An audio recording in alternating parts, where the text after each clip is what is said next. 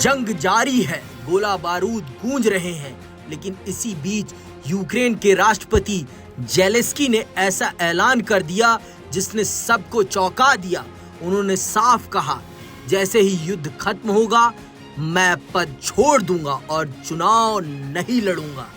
एक इंटरव्यू में जेलेंस्की ने कहा, मैंने अपने देश की सेवा इतिहास के सबसे कठिन समय में की है। अब वक्त आ गया है कि मैं पीछे हट जाऊं। उनका कहना है कि राष्ट्रपति बनने का मकसद सत्ता पाना नहीं, बल्कि अपने देश को बचाना था। और अब रूस के साथ ये जंग खत्म होगी, और जब रूस के साथ ये जंग खत्म होगी तो वो पद से इस्तीफा देकर राजनीति से दूर चले जाएंगे। जेलेंस्की का कार्यकाल 20 मई 2024 को खत्म हो चुका है, लेकिन रूस के साथ जारी युद्ध और मार्शल लॉ की वजह से चुनाव नहीं हो पाए। यूक्रेनी संविधान के मुताबिक जब तक नया राष्ट्रपति पद नहीं संभालता, मौजूदा राष्ट्रपति पद पर बने रहते हैं। यानी फिलहाल जेलेंस्की संवैधानिक रूप से कुर्सी पर हैं, लेकिन उन्होंने खुद ही अब अपनी डेडलाइन तय कर दी है।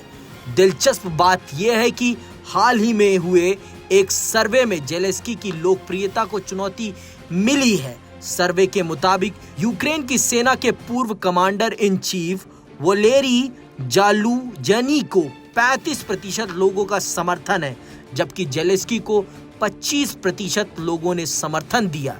यानी जनता में अब नए चेहरे के लिए जगह बन रही है।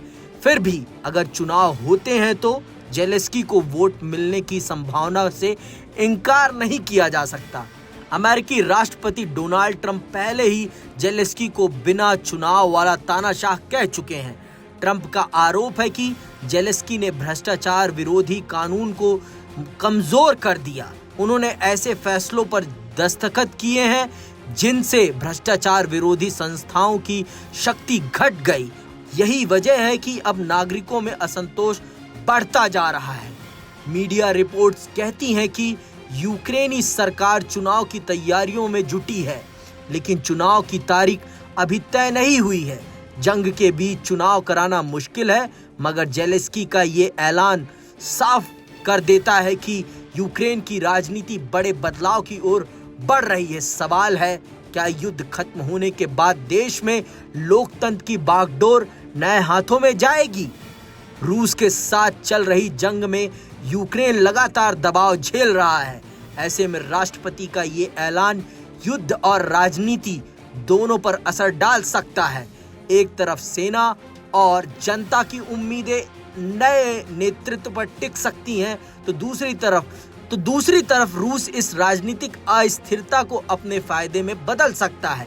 फिलहाल जेलेंस्की का संदेश साफ है, जंग खत्म करो, मैं पद छोड़ दूंगा। लेकिन युद्ध कब खत्म होगा और यूक्रेन की सत्ता किसके हाथ जाएगी, इन सवालों का जवाब आने वाला वक्त ही देगा। पर इतना तय है, जंग के बाद यूक्रेन की राजनीति भी पूरी तरह बदल जाएगी।